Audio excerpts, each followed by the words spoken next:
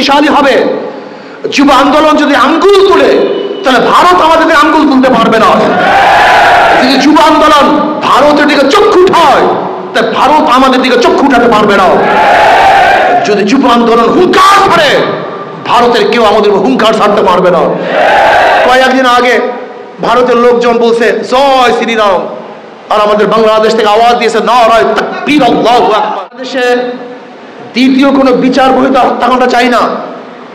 তৌহিদকে কে হত্যা করেছে? সে কেন জীবন দিয়েছে? তাকে কেন হত্যা করা হলো? তার দোষটা কি ছিল?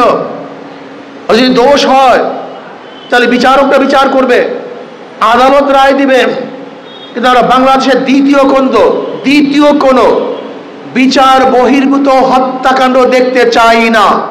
আল্লাহু আকবার ধ্বনি দিয়েছে, ওরা পালাতে বাধ্য হয়েছে। ইনশাআল্লাহ আমরা যদি আল্লাহু আকবার ধ্বনি দিতে পারি, তাহলে গোটা দুনিয়ার থেকে সমস্ত বামদেরকে, রামদেরকে ধ্বংস করে ইসলামের পতাকা, কালেমার পতাকা উত্তোলন করা সম্ভব হবে ইনশাআল্লাহ। আসো, নির্বাচন আসতেছে, মূল কাজ দাওয়াত। মূল কাজ কি? একজন মুসলমান দাওয়াত ছাড়া থাকতে পারে না। নবী আলাইহিস সালাতু ওয়াস সালাম দাওয়াত দিতে গিয়ে হীন এমন কোনো কষ্ট নাই যে কষ্ট তিনি স্বীকার করেন নাই। এমন কোনো কষ্ট নাই যে কষ্ট তিনি ভোগ করেন নাই। তিনি দাওয়াত দিতে গিয়ে দাম শহীদ করেছেন, দাওয়াত দিতে গিয়ে রক্ত ঝরিয়েছেন। আর তুমি আমি দাওয়াত দিতে গিয়ে ঘর থেকে বের হই না, সামান্য ঘাম ঝরাই না, রক্ত ঝরাই না, আমাদের জুতাওকে ক্ষয় করি না, তুমি নবীর উত্তরসূরি হতে পারো না। এই নবী আলাইহিস সালাম দাওয়াত দিতে গিয়ে নিজের ঘর ত্যাগ করে হিজরত করতে বাধ্য হয়েছেন। সাহাবারা এই দাওয়াত দিতে গোটা দুনিয়ার মধ্যে ছড়িয়ে পড়েছেন। আমি যুব আন্দোলনকে বলবো, আজকের থেকে মেজাজ দাওয়াতি করো। এমন কোনো মানুষ যেন না থাকে যে দাওয়াত থেকে মাহরুম হয়। প্রত্যেকের কাছে কাছে দাওয়াত নিয়ে যাও, প্রত্যেকের ঘরে ঘরে দাওয়াত নিয়ে যাও। দাওয়াত ইসলাম আসলে কি হবে? এই যে এইমাত্র বক্তৃতা করেছি, ইসলাম আসে সাম্য, মানবিক মর্যাদা, সামাজিক ন্যায়, বিচার প্রতিষ্ঠিত হবে। প্রত্যেকটা মানুষ তাদের অধিকার নিয়ে বাঁচতে পারবে। পুরুষ, মহিলা, হিন্দু, বৌদ্ধ, খ্রিস্টান, যত ধর্মের মানুষ আছে সবাই সমানভাবে ধর্ম পালন করতে পারবে। ইসলাম হুকুমত আসলে জানমাল, ইজ্জত, আবরু, নিরাপত্তা প্রদান করা হবে। ইসলাম আসলে কেউ খাবে কেউ খাবে না তা হবে না। কেউ থাকবে 10 তলায়, কেউ থাকবে নিচতলায়, তা হবে না।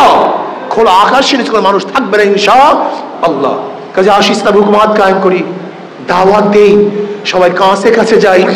নির্বাচন আসতেছে, ওই যে শান্তির প্রতি হাত পাকা, যারা নৌকা নির্বাচন করে, যারা নৌকা নির্বাচন করে তারা নৌকা চালাতে পারে না। যারা নাঙ্গল নির্বাচন করে তারা নাঙ্গল বইতে পারে না।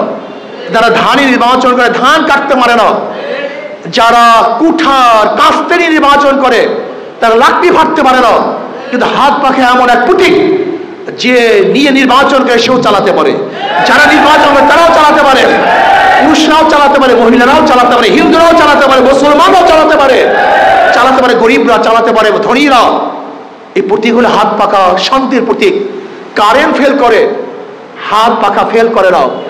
কারেন্ট যেতে পারে, হাত পাকা ছেড়ে যায় না। বিছানায় অন্য কোনো মার্কা না থাকলেও মানুষ আদর করে বুকের উপরে হাত পাখা নিয়ে ঘুমাতে থাকে, কথা ঠিক না?